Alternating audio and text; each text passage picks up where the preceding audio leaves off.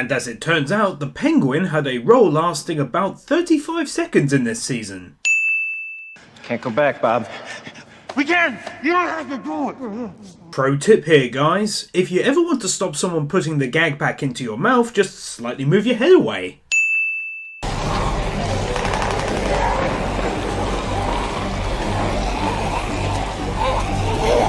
Huge herd of walkers making their way down train rail tracks and walking all drag-footed like, and not one falls over. Only just thought about that, but considering we fall over all the time, tripping on things, and we're not dragging our feet constantly. Hey, she got a name? Judith. She your daughter or something? Really? That moment when you are clearly given $10 for your episode's CGI budget.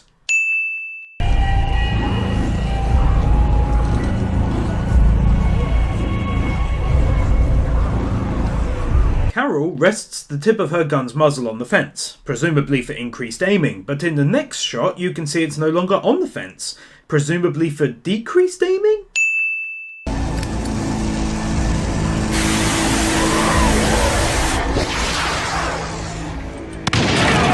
The idea that she was lucky enough to hit that target with a firework from that distance. Is that Terminus? How would he know? He doesn't know what direction Terminus is in. All he'd be able to answer this question with is, depends if Terminus is a fair ways off in this direction I'm looking at. If it's not, then no. Invisible Ninja Walker gets caught on fire.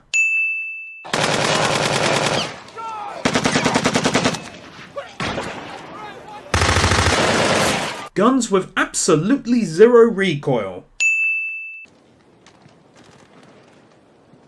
I got a few sins here. First of all, how the hell are they getting their hands on so many damn candles? I mean, most of them look brand new. It's either a case that there was, for some unknown reason, tons and tons at this train station prior to the world ending, or that again for an unknown reason, travellers seeking refuge randomly carried a lot of candles with them. The next sin is that you'd ever keep these lit during the day, as candles do last a long time, but not enough to warrant using them during daylight. The third and final sin here is that someone went around and lit all of these, and that'd take a ton of matches, and it's not really a great purpose for a limited quantity of what's left to use in the area.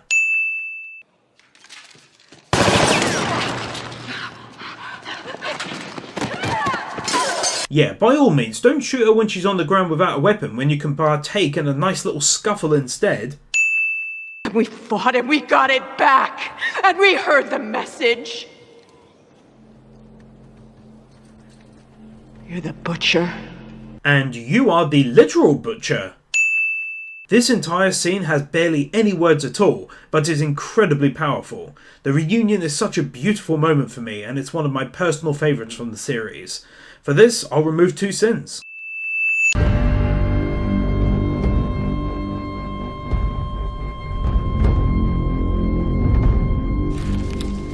Half a head moving slow-mo shot looks not as cool as a full head and a bit of body shot. The fact that they then went on to successfully pull off the slow-mo shot a moment later makes the first one, which lasted barely a few seconds, even more random.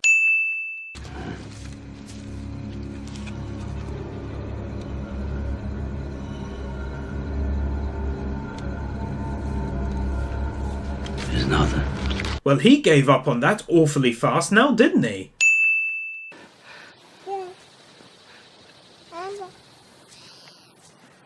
It's a beautiful child. You are guessing, since, you know, she's facing away from you and all? I don't trust this guy. And why? Why do you trust him? Everybody can't be bad. Solid, shitty reasoning.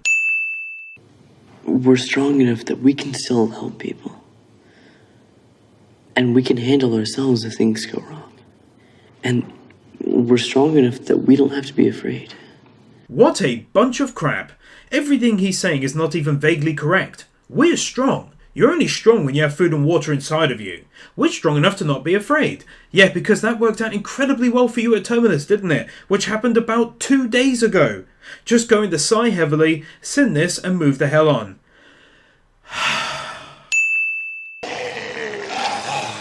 We can use the shelves to block them.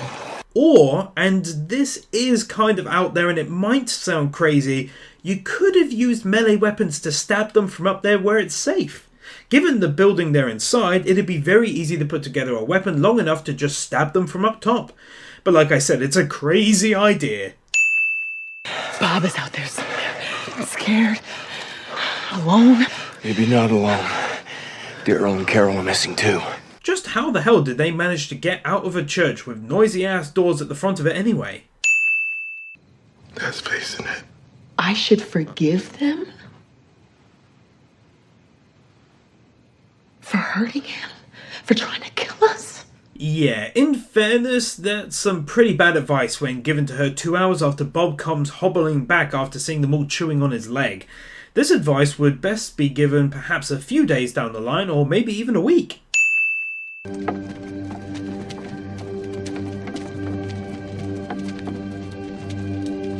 Kind of odd how they walk out the church so casually when they could literally be right in front of the entrance, hidden in the woods, and just mow them all down as soon as they're out in the open.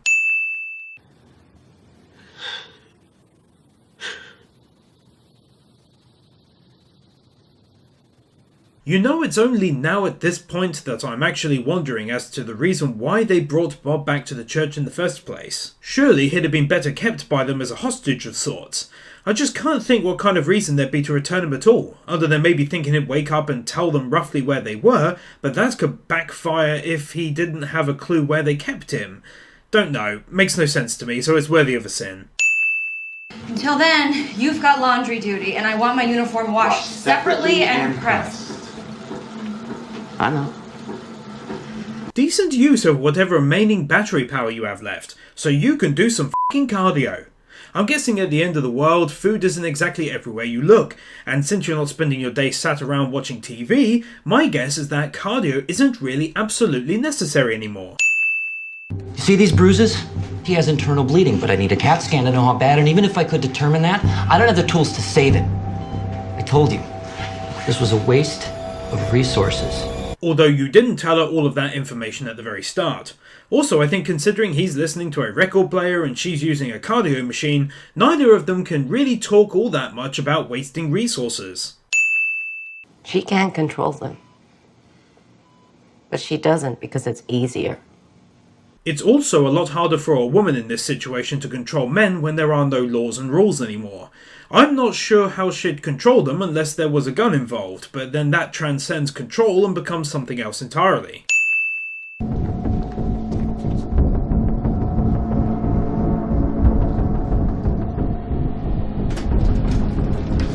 Did he tell you you'd have to rush to find the key whilst he kept her busy outside in the hallway? Because if so, that's completely wrong. You clearly have all the time in the world to be looking at pictures and other wasting time like exercises.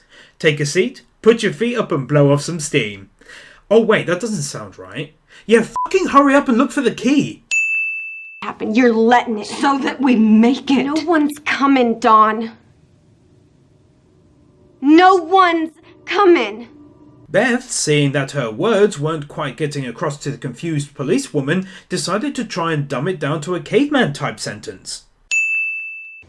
We did almost die today. And we don't have a car. And we're drinking toilet water. And you've been on the road for weeks, yet have been unable to grow more facial hair than Maggie. You got a vehicle. It just so happens it's got 500 gallons of water on it. He assumes that it's been completely untouched since all of this happened, whereas at the very least you'd think some very thirsty people would have over the course of a year thought to actually grab all of its water. We also weren't shown him checking it beforehand, so really he hasn't a clue and is just guessing.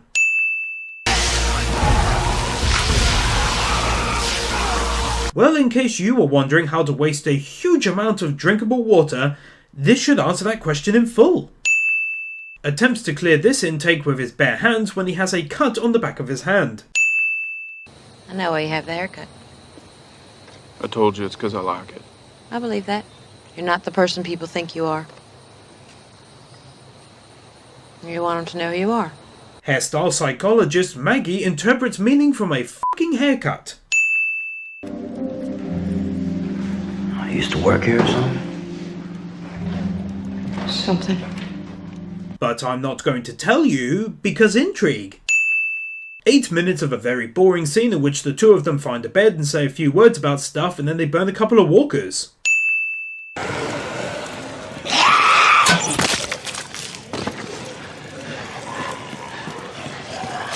Walker gets shot with an arrow through its head and falls next to a red pole looking thing, but in the next shot you can see that the red pole is actually in front of the walker by a few feet.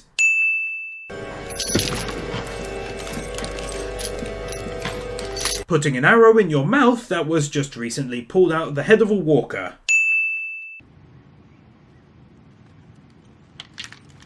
Right there.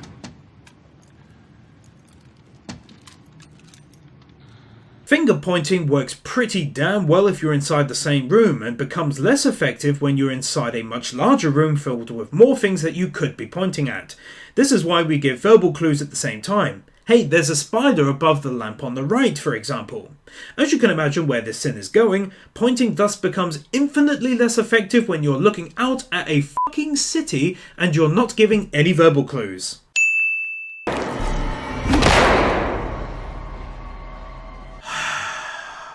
Why?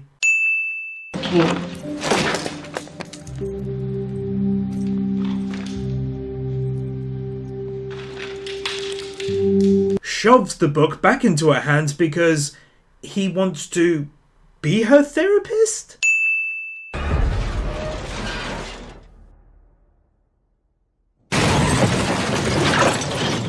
This van is obviously falling down engine first, which would make sense since it was stationary when it fell. So due to this, at first it looks like it'll completely flip, but then the inside view clearly shows it's going directly down instead, and finally it lands perfectly on all four wheels. Now that is one magic van.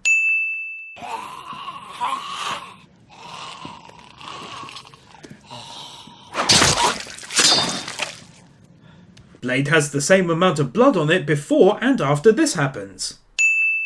Clean blade, dirty blade. This is one magical machete.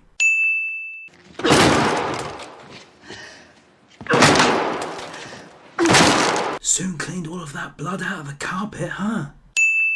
Shepard, I'm on roof detail. Just heard a gunshot, maybe a mile northeast. Grab Lamson, take a car, and track it down. Why would you waste valuable resources making these trips out into the city all in the hopes of bringing back a dude so he can wash and iron some clothes for you? Surely when you factor in fuel to run the cars, the cops' lives to go out looking for him, the food it takes to feed him, and the water it takes for him to drink and shower, it becomes hardly worth the effort to bring him back. I never understood that about this group, and even if it was just the woman at the top who wanted it done that way, surely the other officers would have voiced an opinion which I've never heard them do.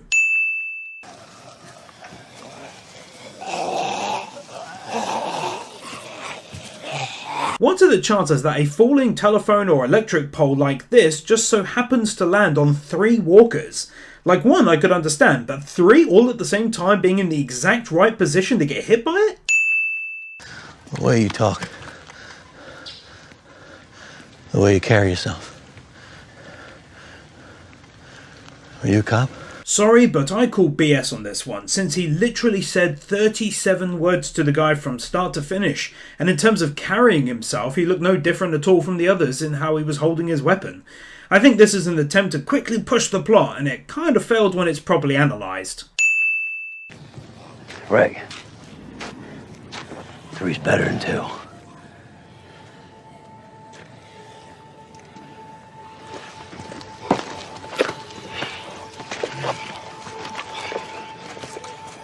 Still though, I wouldn't take my gun off of the dude until he's restrained, because at this point in time he was just stood there and could have easily rushed Rick. Now, this is a first for TV sins, but here I'm going to do what's called a neutral sin, because I wanted to make mention to how incredible this entire scene looked with the burnt walkers all melted and still alive. I can't exactly show that scene though, unless I wanted YouTube to say bye to my ad revenue for this video. But yeah, a sin followed by a win equals a neutral sin. So let's carry on. I should have been able to do it myself. You could have. But you let yourself feel it. Kept your eyes open. I don't understand the obsession these people have with killing the people closest to them before they turn. I mean, I can completely understand it if it's a one-on-one situation, but here, for example, it's a couple who were likely in love. Why should they have to kill the person closest to them? It makes way more sense for someone else to do it so that you don't have that final memory of the person in your mind. Or am I just crazy?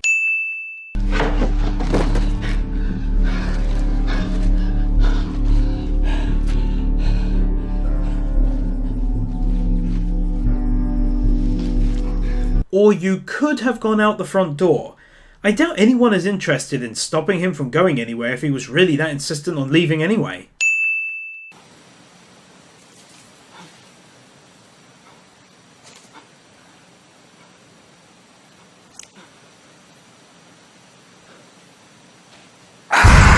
Hey look, it's another walker that studied at the prestigious Forest Ninja School.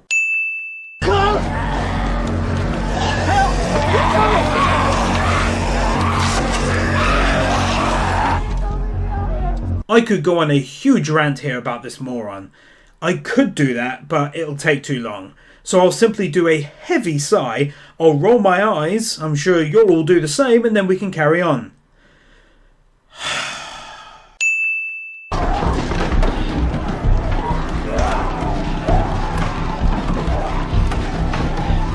That's how I got out. You crawl under to the back. Just go.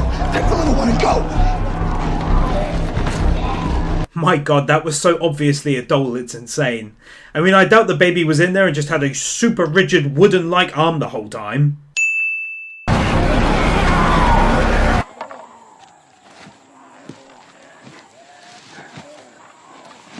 How did he have time to grab the machete considering it was lodged into the floorboards and had a walker's split open head literally either side of the blade and another walker was about 1 foot away from the hole?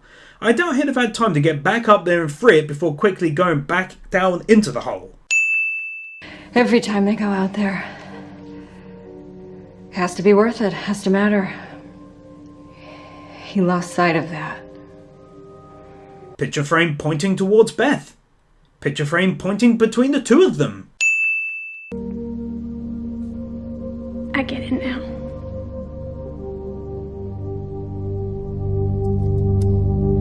And this for me is one of the most stupid things that happens in season 5.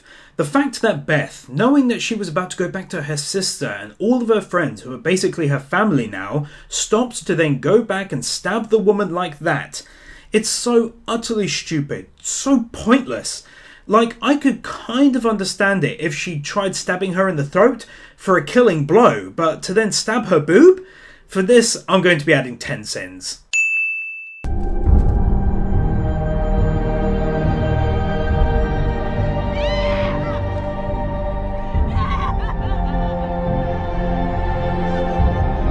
And because I'm a good and fair guy, I'll be removing 2 sins here for the fantastic acting in relation to Beth's death from Maggie. Jesus, it's like whoever directed this episode was really insistent on showing countless artsy type shots one after another. We see a picture of a house, some photos of some kids, lots of blood and a skeleton, and then the annoying blonde girl returns for 10 seconds, and finally we see some blood getting poured onto previously said picture. We get it, you went to art school. Now why am I giving it a sin? Purely because the feel of the intro hasn't been felt in any single episode before now, making it just feel really out of place for me. But Beth wanted to get him here. She wanted to get him back home. This was for her. They're putting a hell of a lot of effort into telling us that Beth wanted this so badly for this guy, but I honestly can't remember her ever saying anything more than, "I want to come with you," which, to be honest, I always just assumed meant that she wanted to escape with him. I think ultimately it would make no sense for her to so desperately want to help this guy she barely knows get back home when her own priorities must have exceeded that in wanting to at the very least return to Daryl, if not everyone. Then again, she did go and randomly stab a cop in the tit for God knows what reason, so who the fuck knows? I just find this odd, that's all. Okay, we should... Noah! Noah! Noah! We now return to adult babysitting. What a chore, am I right? 2 minutes and 40 seconds of incredibly specific hallucinations. Every man has a right to live. Love is all that we have. Fourth attempt to launch a singing career. 4 minutes and 40 seconds of multiple really specific and odd hallucinations. And 1 minute and 30 seconds of final random and weird hallucinations.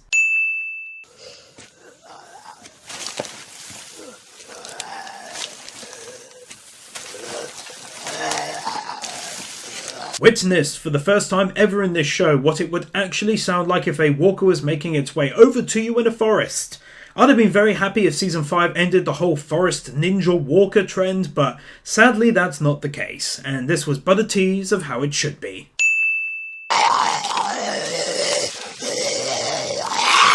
Maggie feels way too overconfident in knowing how close this walker is and that he definitely won't be able to touch her in any way. It kind of feels unrealistic, and if some of you out there are saying, well, she lost her sister so it makes sense she wouldn't mind dying, she still had Glenn. Hell, she survived all that time after thinking her sister had likely died after the prison escape, so it'd make sense that she still wants to survive with Glenn now.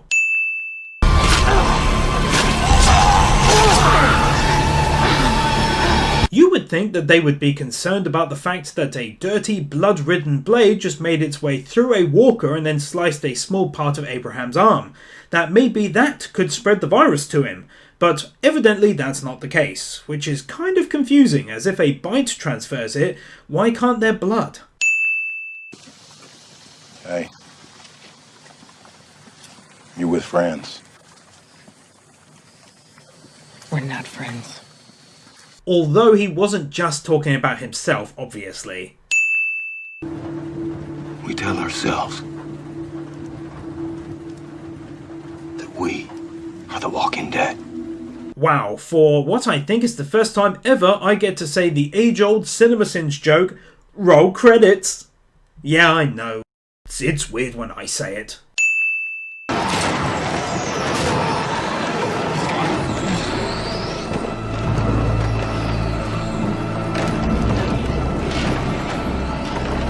Not one person considers making a noise that would wake everyone up, like a whistle or something, because obviously I'm guessing they'd want to keep quiet, but you'd think someone would wake up the others at least. He wants us to audition for membership. I wish there was another word. Audition makes it sound like we're some kind of a dance troupe. That's only on Friday nights. He said he was watching us, right? Means he saw us yesterday. And after everything we've done, why would he want us to join his group? What exactly have you guys done that is so bad? I mean, they killed some dogs for eating, but that was purely in self-defense first and starvation second, so it can't be that. I don't really know what he could be talking about, to be honest. People like us saved a priest. Saved a girl who rolled up to the prison with the governor. Yeah, I definitely don't think he's been following them for that long. I mean, some of that stuff happened months upon months ago, and even saving the priest must have been weeks ago in the Walking Dead timeline. You think I'm trying to poison your baby daughter? Well, he's being careful, and it's not exactly a big ask to just eat a tiny bit of applesauce. I'm amazed he argued even slightly at this. I think in reality, given the personality we've seen of him so far, it'd make way more sense if he just went, okay, I'll eat it, quite happily. I hate applesauce. My mom used to make me eat foods I didn't like to make me more manly. Jesus Christ, dude, just eat the fucking applesauce. I know this is man-made, built-in tension, but it just doesn't make any sense at all to be resisting like this other than to, as I said, build some tension in the episode that he could be lying.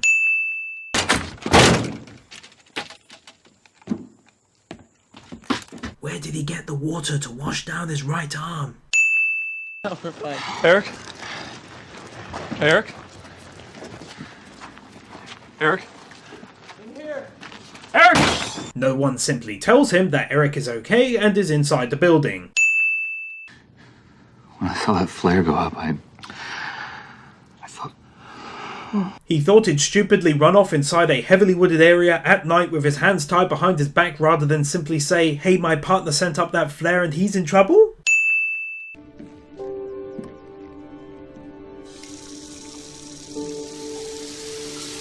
Hey, remember when we almost died of thirst out on the road? Now look, I can waste all the water I want. I could give you a cut if you want. You don't even know me. Do you need to know a barber before they cut your hair? I can take care of myself. I can take care of myself cliché. I have 2 boys, Ron and Sam. And thus begins the age of the annoying f***ing Sam. Seriously, you guys can expect some real sins for the irritating scenes this little git is a part of, and some sins taken off for his eventual departure. You okay? Did Carl and Judith walk by? We were out and they were ahead of me and... It's okay, I think I know where they are. That's Natalie and Bob Miller.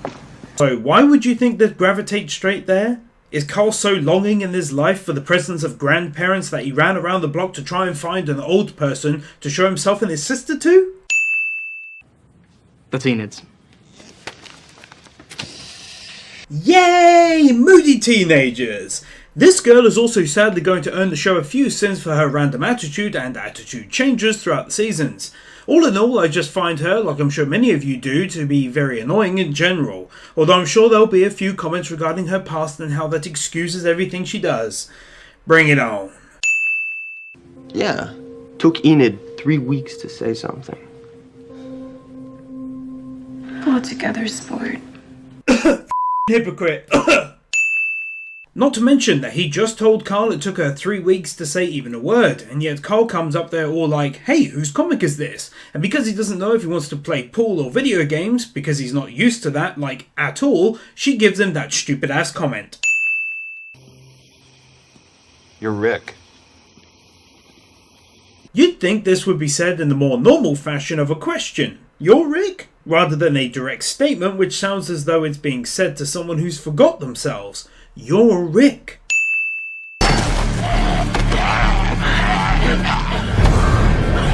This walker was asleep apparently, because Rick was here making noise in the last episode and then he was here again making more noise just before the fight, and this guy decided to be a jump scare rather than do what walkers do and be attracted to sound. It's gone.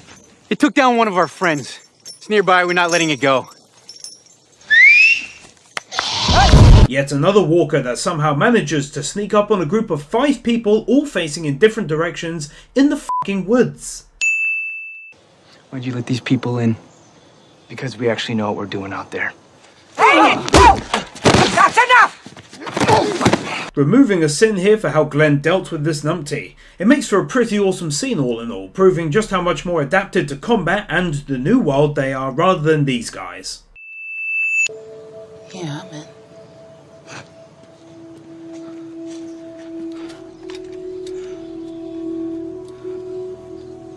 Daryl randomly has an attitude problem out of nowhere. He was quite happy coming to Alexandria, but now that people are making it their home, he suddenly takes an issue with it and wants nothing to do with it anymore. If they gave even a few minutes to telling us why this is a problem for him, I'll be more than happy, but so far all we've seen him do is look pissed off and act like he doesn't know how to take a shower anymore.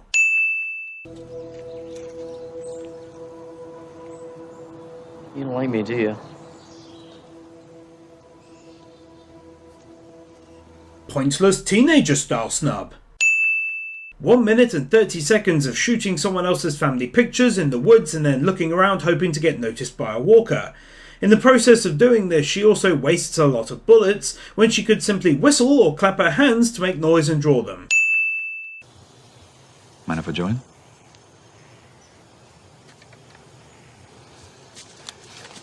Keep up. If he was going to let him come along, then the long aggressive staring doesn't really make a great deal of sense. Okay, We'll make shifts. I'll take those shifts, as many as possible. Then you'll sleep up there?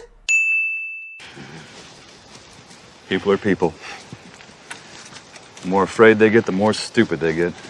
If that's the case, Laurie, Carl and Beth must have been scared as f 24 hours a day.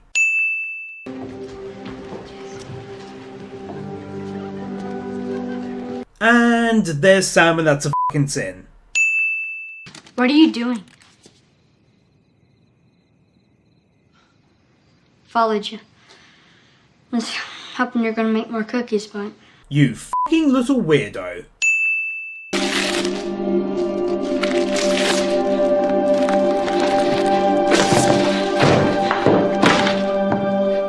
Yeah, it makes total sense that this mental breakdown would happen after they've been basically rescued from the drought and danger-filled outdoors, saved from the brink of death via starvation or being eaten alive, and now that he's safe, he loses it.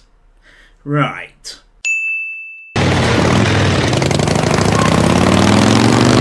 We now enter the phase of Daryl kind of looking like a lesbian. Claire. You know your stuff. You'd think that whilst the walkers are in such a confined area that they'd all just draw knives and take them down one at a time together. That way, if things go badly later on, you haven't got to worry about a bunch of them suddenly getting free. But I guess that's called using your head too much in The Walking Dead. Cage is open. They're getting out. That's why you should have used your heads when you had the bloody chance. Eugene, it's yours. Take it out.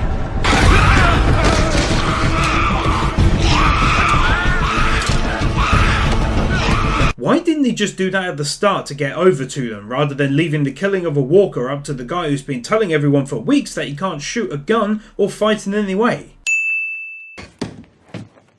What are you doing here? I didn't tell anybody about the guns. I swear to God. Answer my question. Do you have any more cookies? My f***ing god, this kid is annoying as hell. Rick, his group. They're not good people. They've done things. They've done unspeakable things. And I'm basing this opinion upon the fact that one time when serial killer cannibals came to my church and were about to murder Rick's children, they killed them first. It was horrible, I tell you. And that time they saved me, and the other time, and also the time after that. Yeah, but anyway, I'm a this has seemingly come out of absolutely nowhere, and I'll soon change my attitude back again in a later episode. Bye! The day will come when they'll put their own lives before yours and everyone else's, and they will destroy everything you have here. You know what? This absolute moron is talking so much BS that I just have to give 5 sins here. I'm sorry, I do. I'm only giving it multiple sins because he's not backing up his opinions with any real statements. It's all just hollow phrases. They are so bad. They can't be trusted, without her even once saying, "What did they do that's so unspeakable?" And it's annoying as hell.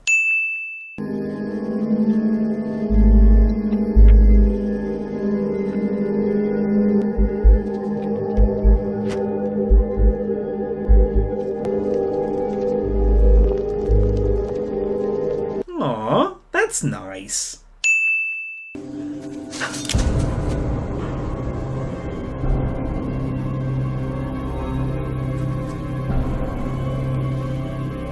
I must admit that this is the first time I've ever seen someone hold a gun with 2 hands on the lower part of the grip. It's so weird it looks like it was photoshopped into her hands. 1 minute and 42 seconds of a very boring conversation and random twig breaking tension danger fake out. Carl. I know you're following me. Walking Dead. Stop trying to tell us that someone can hide in the woods talking to someone in broad daylight and be completely unseen. This is so stupid. I mean, I could kind of understand it if it was dusk or dark outside, and even more so if she was wearing clothes that blend with the woods, but she's just dressed normally. We're supposed to be out here. We're supposed to feel like this. No, you're not. Cool knife. It was my mom's. What happened to you before you got there? Doesn't matter. No, not really, but if you bring up the fucking subject, then don't go all teenager on him and just either tell him or don't. 3 minutes of an incredibly boring and entirely pointless forest conversation that went nowhere. I really do not understand the point of this long ass scene. She's now acting like a moron towards Michonne because she saved her life. She comes out with statements that make no sense and she then fails to back them up with any reasoning. For example, she says, "It all worked out for you," and she doesn't know shit about her past, so how can she say anything? Ultimately, the entire scene was boring with huge gaps between sentences, and I just found myself yawning throughout. So I'll give 2 cents here. And I'm not gonna let that happen.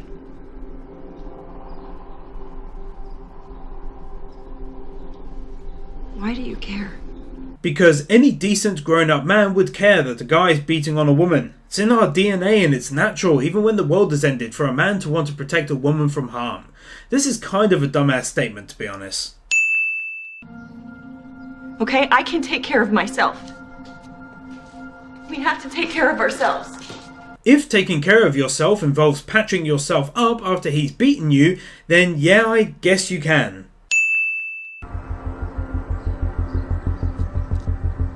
Putting a basketball net right next to the wall where, unless you're brilliant at the sport, it's going to be noisy and attract the dead.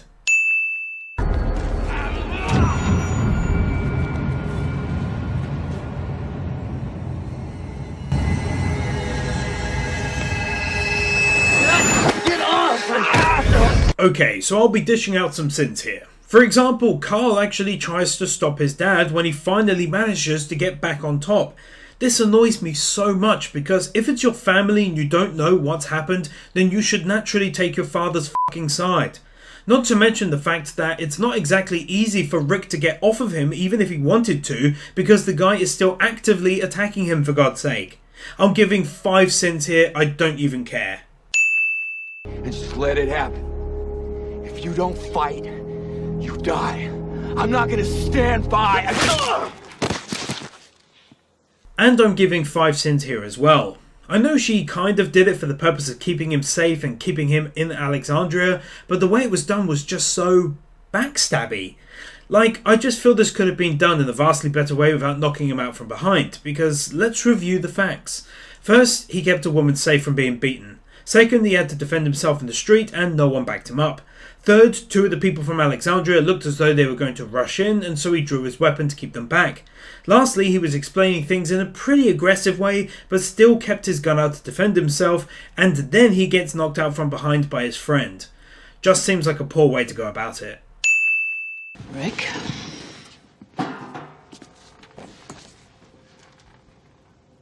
What are you doing? Now that would have been an excellent question to ask before you knocked him out. You say you took a gun just to be sure that Jesse was safe from a man who wound up attacking you. You say you'll do whatever you want them to. Just tell them a story that they want to hear. Why? Well, for one, everything she said was true other than taking the gun for that exact reason. I hit my limit. I screwed up. But he didn't screw up. All he did was take a gun and have it in case things went bad in general. When things went bad during the fight, he drew it. I don't get this. Never have and never will. I just think that after everything they've all been through, they'd all be truly on Rick's side, knowing why he did what he did.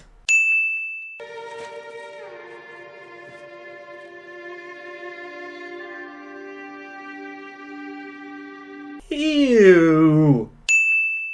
You said you don't want to take this place.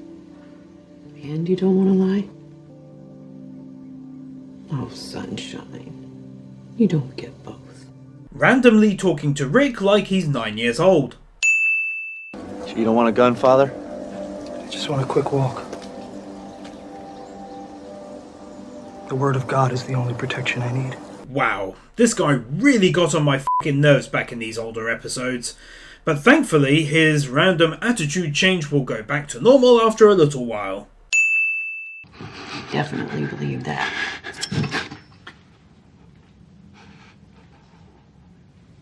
Carol is so badass here. I honestly miss these days, and I can only hope she'll fully return to be like this in the future seasons. But for now, I'll remove an easy sin here for her.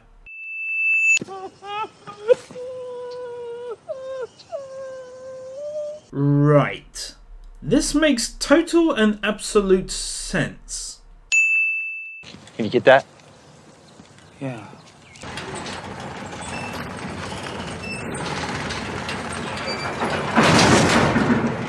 I'm sorry guys and gals, but this ridiculous moment just has to be given 10 sins for making no sense whatsoever. I truly do not understand what's up with this idiot. His attitude just flip-flops back and forth. To be honest, I want to give more sins for this, but I'll hold back as I don't want to go too overboard. Well, you did hit me over the head. That was for you, not them. During this scene, Michonne goes a long way towards proving why she did what she did and how it was necessary. Now, I don't absolutely agree that what she did was for the best in terms of knocking him out, but I still appreciate what she said, so I'll remove the 5 sins I added earlier for the knockout. You don't deserve to be here. What you did can never be undone. Need I say anything? Father Gabriel came to see me the day before yesterday. And he said our new arrivals can't be trusted, that they were dangerous, that they would put themselves before this community. Yeah, because getting attacked whilst trying to defend a woman definitely constitutes putting himself before others.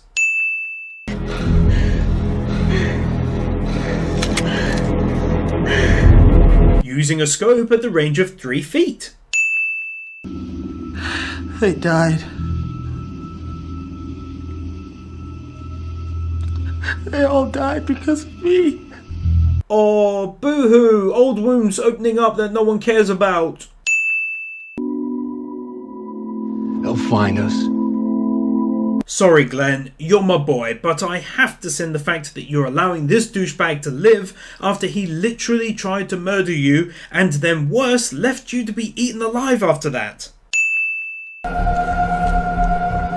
Do it.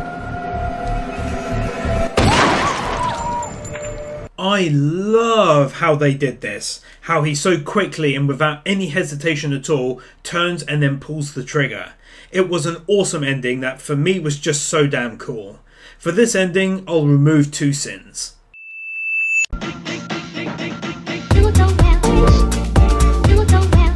Nathan Burr, Bird Without a Word, Arias Alibari, Aidan White, BigCalMan, Ali 50, Ryan Anderson, Israel Caldera, Chris Harris, Jonas Schal, Manolo Saucedo Munoz, Luis Hernandez, Kim Munt, Jason Davies, Yuki Ali, Manuel Morales, Dark Lord Bloody Soul, Sentimento, Jaffa 6263, Amy San, Alfredo Jimenez, Silva, Master Tank, Boogie, Kevin Nauta, Stefio, Brendan Kriya, Storm 970, Mr. Waffle 64, Fondola Ninja, Kaj Vorzelman, Jordan Samuels, Sean Graves, The Epic Commander, Crimson Shadows, Kyle Farmer, Buzzbomb 3000, Adora Blue, Yagai 7636, Mr. Berigino,